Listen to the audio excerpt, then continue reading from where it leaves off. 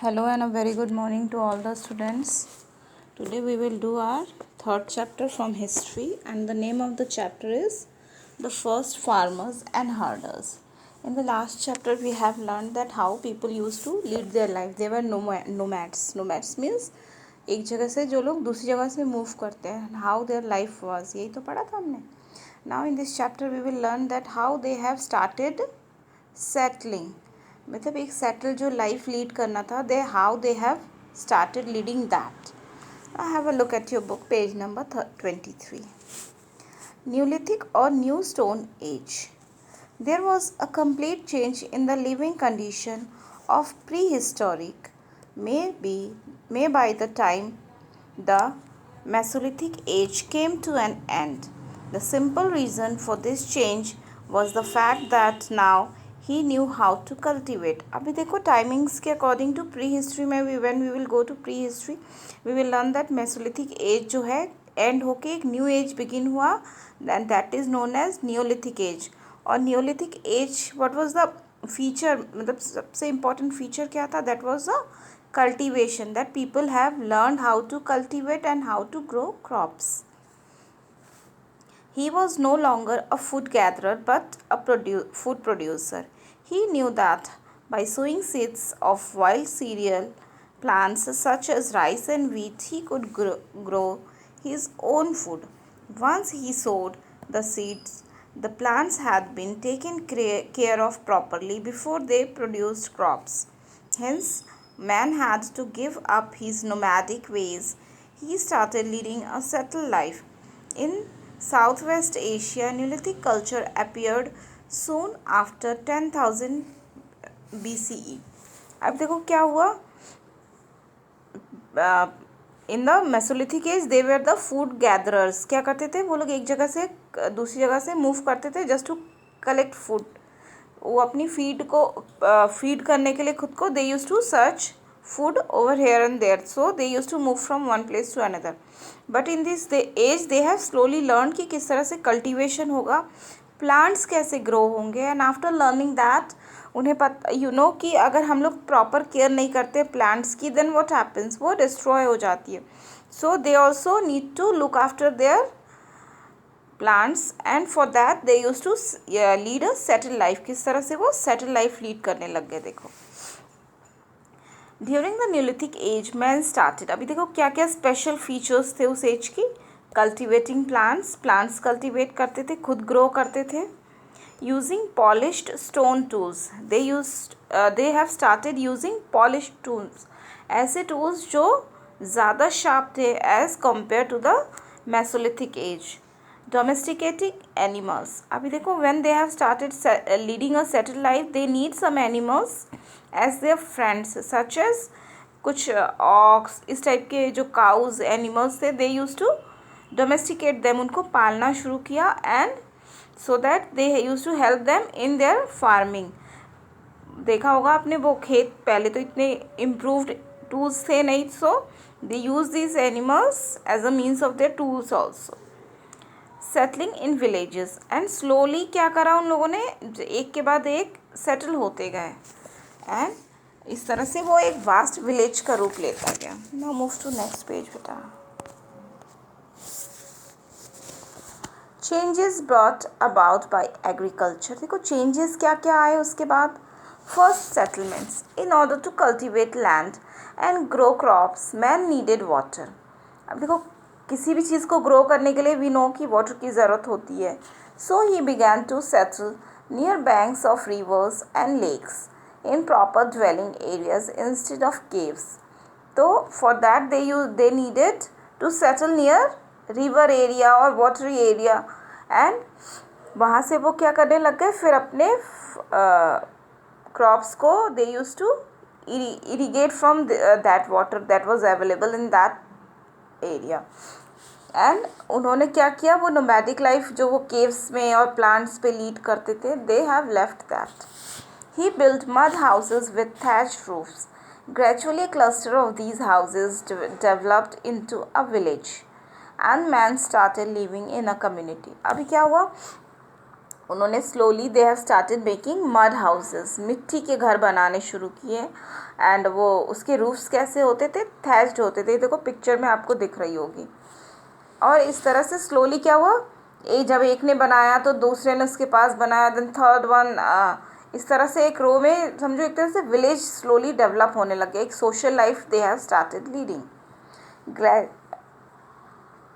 Gradually, a cluster of these houses developed into village and men started living in a community. और इस तरह से बहुत सारे लोग एक कम्युनिटी में स्टार्ट कर दिया उन लोगों ने लीव करना। Now the next is domestication of animals and plants. During the Neolithic period, man began to domesticate animals. अभी देखो कौन कौन से animals they used to domesticate. Dogs were also trained to herd flocks of say sheep and goats, cattle, chicken and pigs were also domesticated. Means कौन कौन से animals को domesticate किया जाता था, डॉग्स को, कैटल्स को, चिकन्स को, पिग्स को. People selected those plants that yielded larger grain and had strong stalk, capable of bearing the weight of the ripe grain. Some of the earliest plants to be domesticated were, अब देखो कौन से earliest plants grow होते थे, wheat and barley. Along with the animals ना, जब उन्होंने animals को डोमेस्टिकेट करने लग गए तो when they have started growing crops ना, उनके वो ऐसे क्रॉप्स ग्रो करते थे जिनमें ज़्यादा प्रोडक्शन होता था, जो ज़्यादा क्वांटिटी में होते थे एंड जिनका वो स्टॉक रख सकते थे.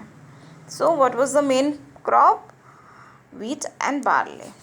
Next one is improved tools. For the purpose of farming on a large scale, Neolithic men needed new and different tools.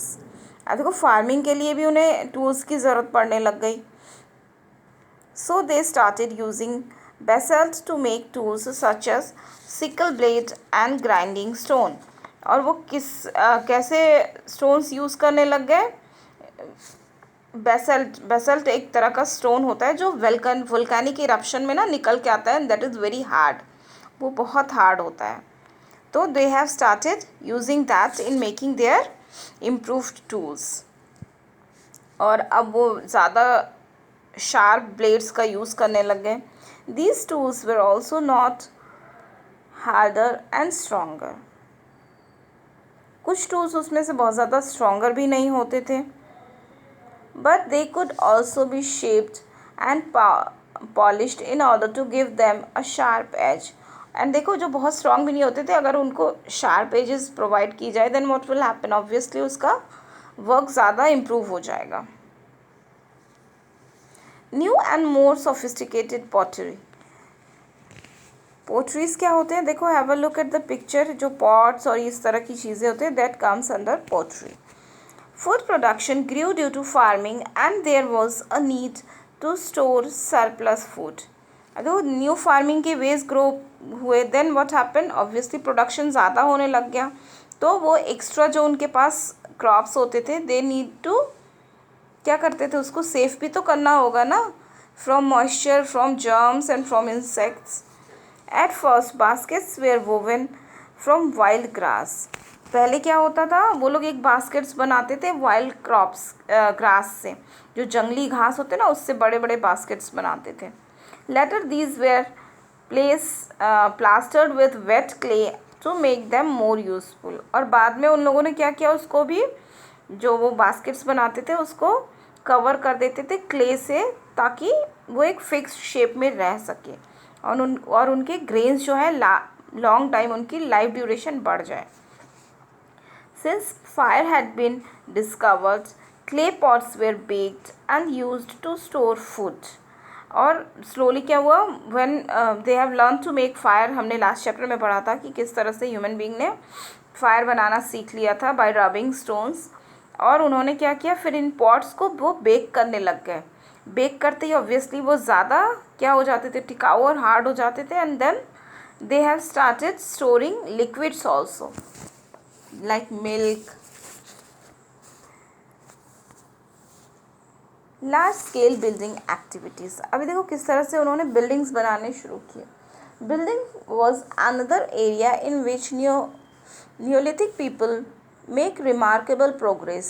They used mud bricks to construct houses. अभी देखो उन्होंने क्या किया, स्लोली प्रोग्रेस तो हो ही रहा था एंड न्यूलिथिक पीपल, उन लोगों ने ब्रिक्स बनाना भी सीख लिया and how to construct houses, किस तरह से ब्रिक्स लगा के अलग अलग हाउसेस को बनाया जा सकता है.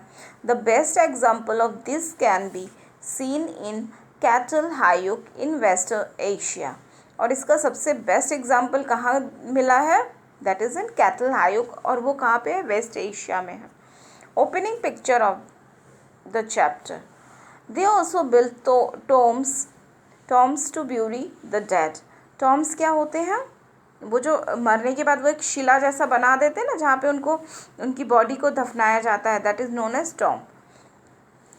इन Europe, particularly in Ireland, many such tombs still exist. और अभी भी जो है यूरोपियन एरियाज़ में, especially in Ireland, many tombs have been discovered, means वो जो उस टाइम के बनाए हुए हैं, that tombs are also available to us. Invention of wheel. The invention of the wheel is one of man's greatest achievements as it made life faster and smoother. अभी देखो slowly जब उन्होंने लर्न किया ना सब कुछ बनाना, देन ऑब्वियसली उन्हें एक चीज़ को दूसरी जगह पहुंचाने में भी प्रॉब्लम हो रही थी. दे हैव इन्वेंटेड व्हील, और व्हील जो है उसने उन लोगों का वर्क बहुत ही क्या कर दिया, प्रेशर कम कर दिया, and their life was much more easier as compared to previous. क्योंकि वो पहले वो अपने कंधे पे या एनिमल्स पे लेके आते थे अपने सरप्लस गुड्स को, but with the invention of wheels वो छोटे छोटे क्या करते थे, they used to make small vehicles, और उस पर वो अपने ऑब्जेक्ट्स को एक जगह से दूसरी जगह शिफ्ट करते थे.